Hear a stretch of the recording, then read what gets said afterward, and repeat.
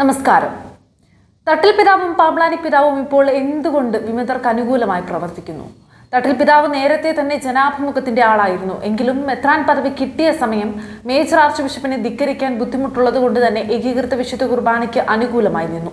ഇത് പറയാൻ കാരണം ഫാദർ റാഫേൽ തട്ടിൽ പിതാവ് ഒരു മെത്രാനായി നിയമിതനായപ്പോൾ തലസ്ഥാന നഗരിയിലെ വിമതാനുകൂലിയായ ഒരു മെത്രാന്റെ മനസ്സാക്ഷി സൂക്ഷിപ്പുകാരനായ വ്യക്തി ഇത് ഫേസ്ബുക്ക് പോസ്റ്റായിട്ടു.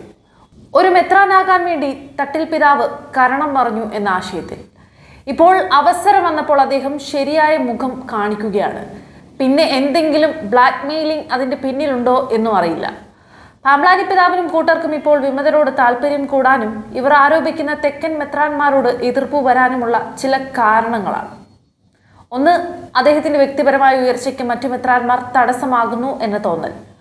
രണ്ട്, പാമ്പ്ലാനി പിതാവ് നടത്തുന്ന ആൽഫ ഇൻസ്റ്റിറ്റ്യൂട്ടിന് അംഗീകാരമില്ല എന്നിപ്പോൾ പരസ്യമായിരിക്കുകയാണ്. അവിടെ നിന്നും ലഭിക്കുന്ന ഡിപ്ലോമ, ഡിഗ്രി സർട്ടിഫിക്കറ്റുകൾ അംഗീകാരമുള്ളതല്ല എന്നുള്ള ആരോപണം. അത് സിനഡിലും മറ്റും മെത്രാന്മാർ ചോദ്യം ചെയ്തു. റോമിലും പരാതികൾ ലഭിച്ചിട്ടുണ്ട് എന്നറിയുന്നു. ഇത് അദ്ദേഹത്തിന് വലിയ തിരിച്ചടിയായിട്ടുണ്ട്.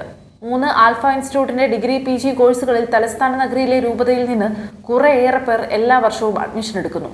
അതിന് അവിടുത്തെ മെത്രാനെ സഹായിക്കുന്നു, പകരം വിമത മെത്രാനെ തുണയ്ക്കുന്നു. അങ്ങനെ അവർ ഒരു ഗിവ് ആൻഡ് ടേക്ക് പോളിസി നടപ്പാക്കിയിരിക്കുന്നു. അതുവഴി ന്യൂൻഷോയിലും ബന്ധപ്പെടുന്നു. ഇങ്ങനെയുള്ള ചില പ്രശ്നങ്ങളും ബന്ധങ്ങളും ഒക്കെ പലരും പലതിനും കാരണക്കാരാകുന്നു.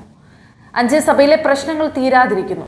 ദൈവഭയം എന്നത് പല വൈദികർക്കും മെത്രാന്മാർക്കും ഇല്ലാത്തതാണ് ഇന്നത്തെ സഭയിലെ യഥാർത്ഥ പ്രശ്നം, അല്ലാതെ അൽമായരല്ല.